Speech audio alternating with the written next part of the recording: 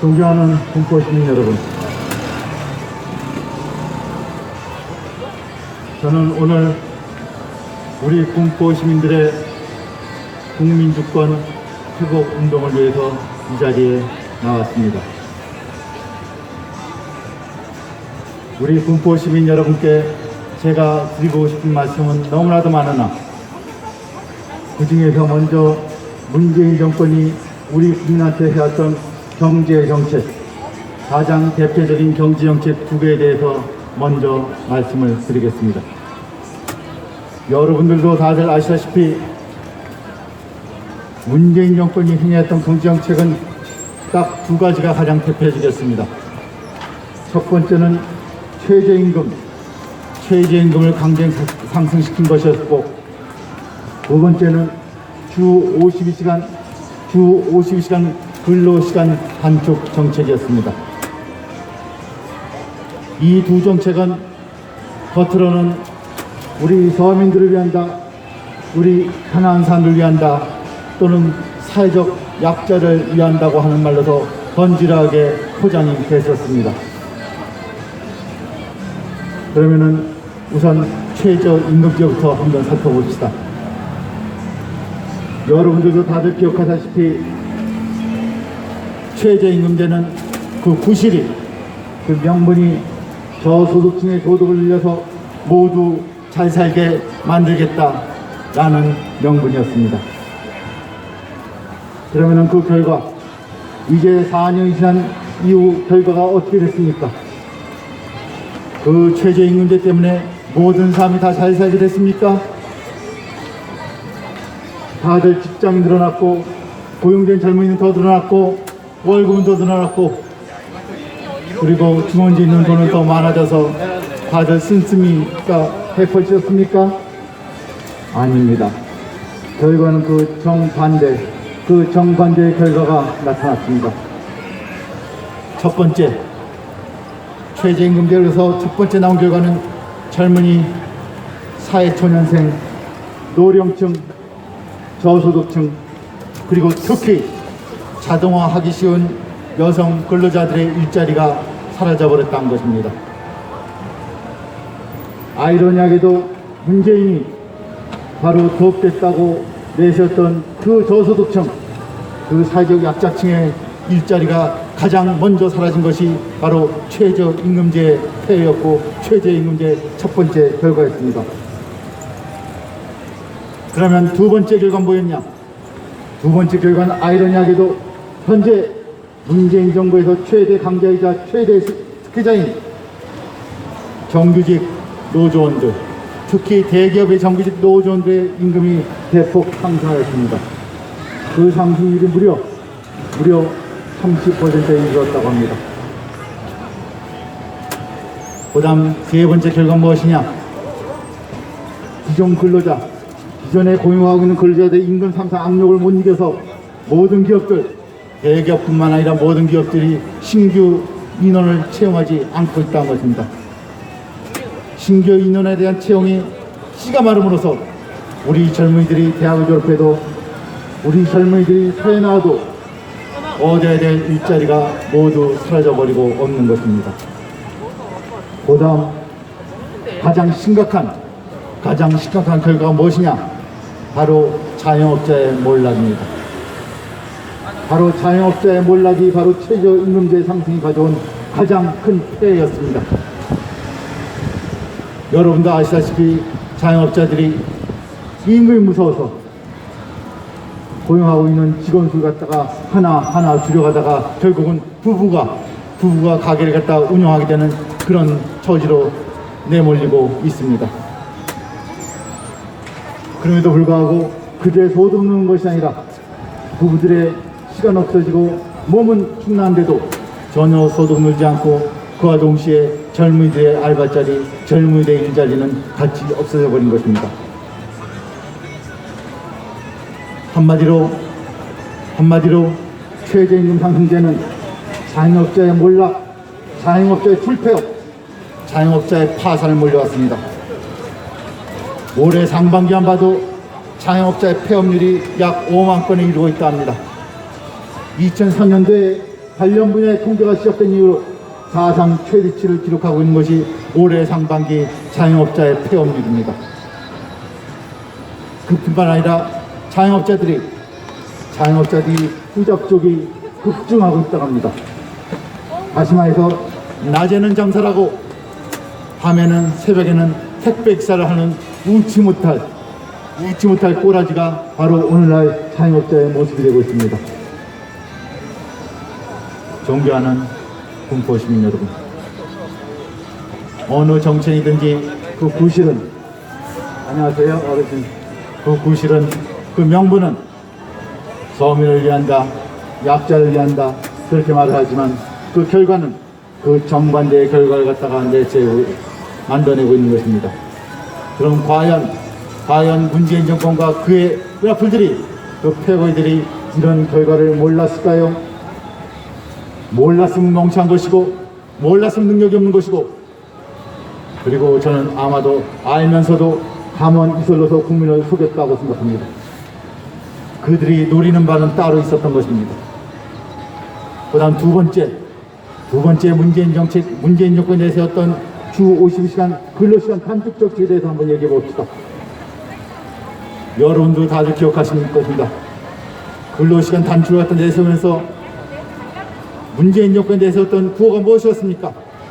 저녁이 있는 삶이라는 여가를 즐기는 웰빙 라이프가 바로 문재인 정권이 내세웠던 구실이었습니다. 그럼 과연 근로시간 단축을 갖다 밀어붙였던 지난 3년 동안 우리 국민들이 저녁에 있는 삶을 갖다 누리고 있습니까? 모두 시간이 남아도와서 여가를 즐기고 여행을 즐기는 웰빙 라이프를 갖다 즐기고 있습니까? 아닙니다. 그 결과는 정반대 결과가 나왔습니다.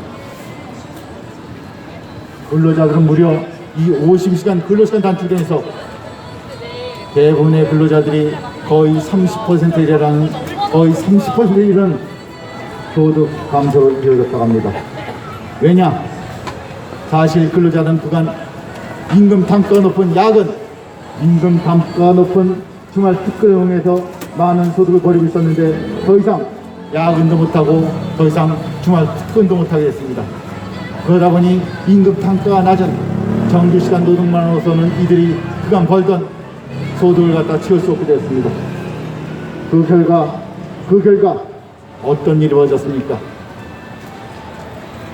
저녁이 있는 삶은커녕 여가를 즐기는 웰빙 삶은커녕 뼈 빠지게 투잡을 뛰는 삶만 남은 것이 바로 오늘날 근로자들의 현실입니다.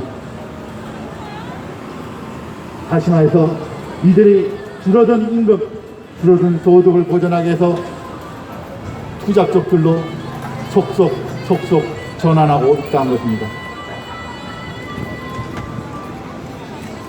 올해 상반기 통계를 보면 무려 57만 명의 근로자가 투잡적으로 등록이 되어 있으며 이는 이 관련 통계가 기록된 이후로 사상 최대 증가치를 보이기 때문인 겁니다. 올해 상반기만 해도 작년에 비해서 무려 20%의 근로자가 투잡적으로 전환했다는 겁니다. 5명 중 1명꼴의 근로자가 투잡적으로 전환한 것이 바로 올해 상반기에 일어난 일입니다. 존경하는 공포시민 여러분, 어떤 경제 정책이든지 어떤 행정 정책이든지 그 명분은 근사하고 명분은 그럴듯할 수 있습니다. 그러나 우리 시민들은, 우리 현명한 유권자들은, 우리 깨어있는 그리고 높은 교육 수준을 갖고 있는 우리 주민들은 그 정책 뒤에 있는 진짜 정책, 진짜 목적을 갖다가 살펴봐야 됩니다. 저 문재인 정권은 말로는 서민을 위하고, 말로는 가난한 사람을 위하고, 말로는 약자를 위한다면서 최저임금을 몰아쳤고 근로시간 단축을 밀어붙였습니다. 그러나 그 결과가 어땠습니까?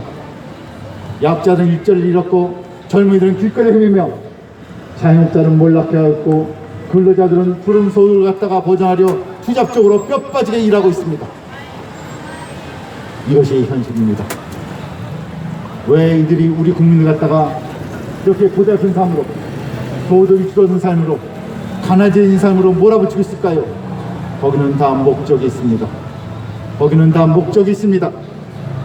바로 국민을 갖다가 길들이는 것입니다. 정부가 던져주는 복지정책에, 정부가 던져주는 푼돈에 국민이 쩔쩔매고 좋아하게 만드는 길들이기입니다. 이들은 국민을 갖다가 하나하나 길들여가고 있는 것입니다. 그 다음 우리 또 한번 살펴봅시다. 지난 4년 동안 문재인 정권이 줄기차게 밀어붙였던 정책의 하나가 무엇입니까? 바로 부동산 폭등, 부동산 규제 정책입니다. 문재인 정권의 부동산 규제 정책은 부동산 정의를 실현한다. 그리고 부자들이 불로소득을 갖다가 얻는 걸 갖다가 방지한다는 그런 명목으로서 부동산 규제를 갖다가 강화해 왔습니다. 부동산 규제는 크게 두 가지로서 이루어졌습니다.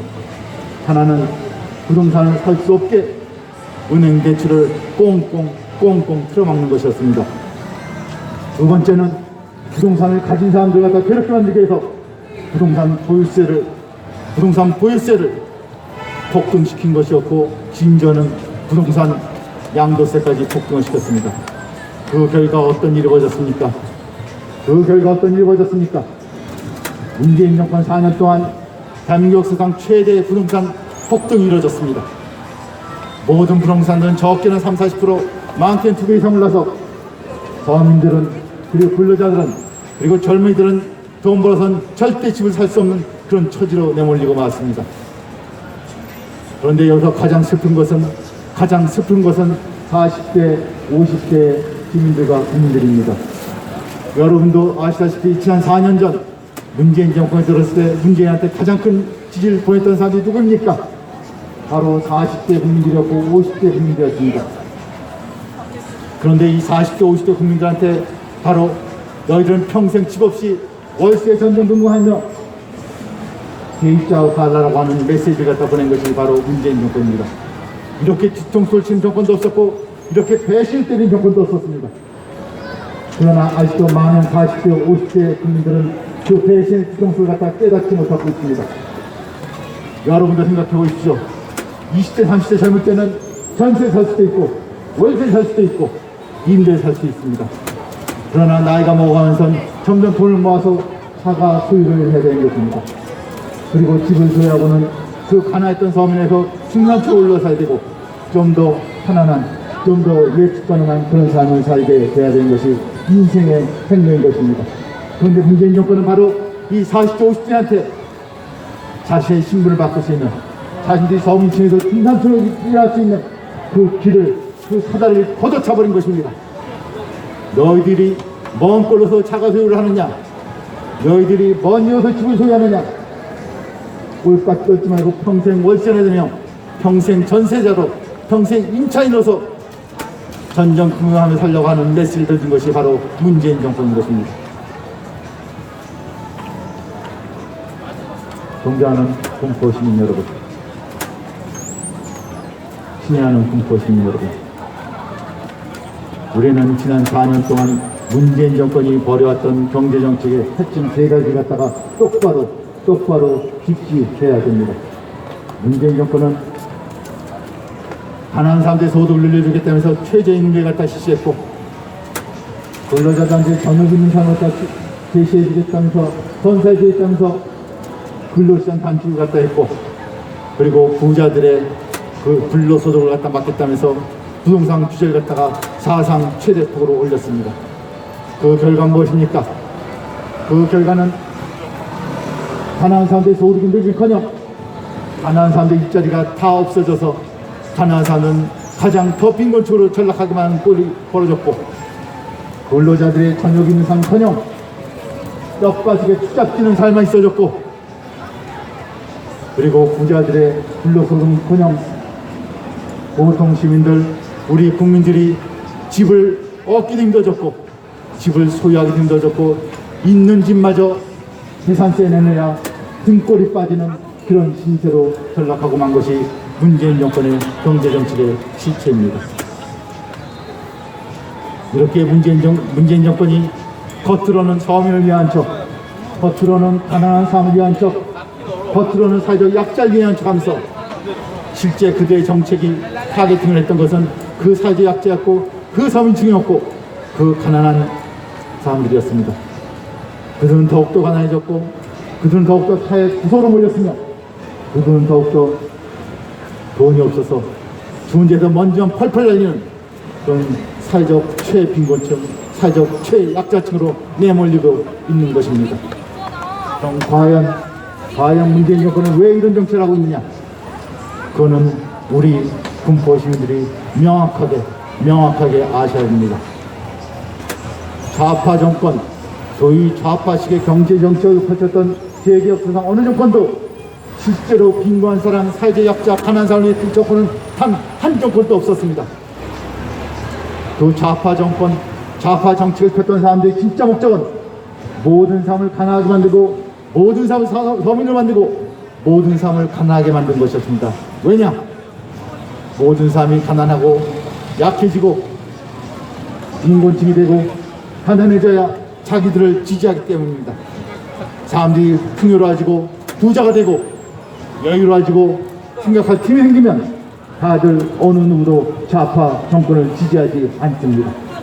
그래서 바로 문재인 정권을 비롯해서 세계 역사상 모든 정권은 우리 국민을 가난하게 만들고 빈곤하게 만들고 약하게 만들고 그리고 사회적 빈곤층으로 떠치게 해서 온갖 대책을 당하는 것입니다. 여러분들이 정확하게 좌파 정권의 실체를 보셔야 됩니다. 문재인 정권이 하는 가문시설에 속지 말고 문재인 정권이 내뱉는 사탕 관리에 속지 말고 그 정책의 실체를 똑바로 인식하셔야 됩니다. 감사합니다.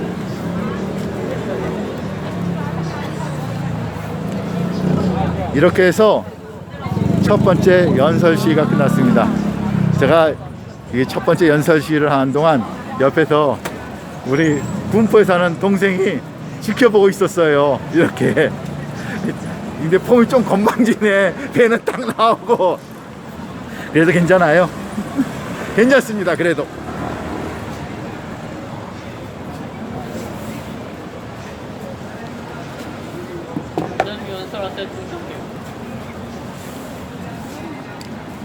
첫 번째 연설 끝났으니까 물 한 모금 먹고 조금 목을 쉰 다음에 다시 두 번째 연설에 들어가도록 하겠습니다.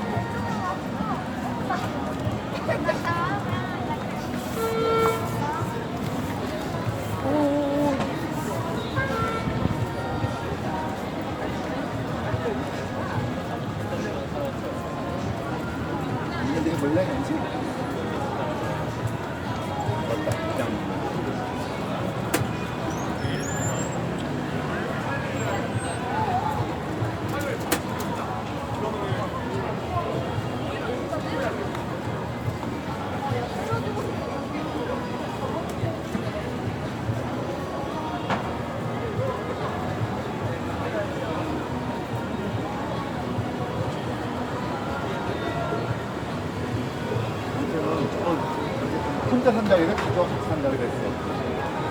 혼자서는 혼자 단독 난 가족하고 같이 살지. 혼자 사세요? 아니야.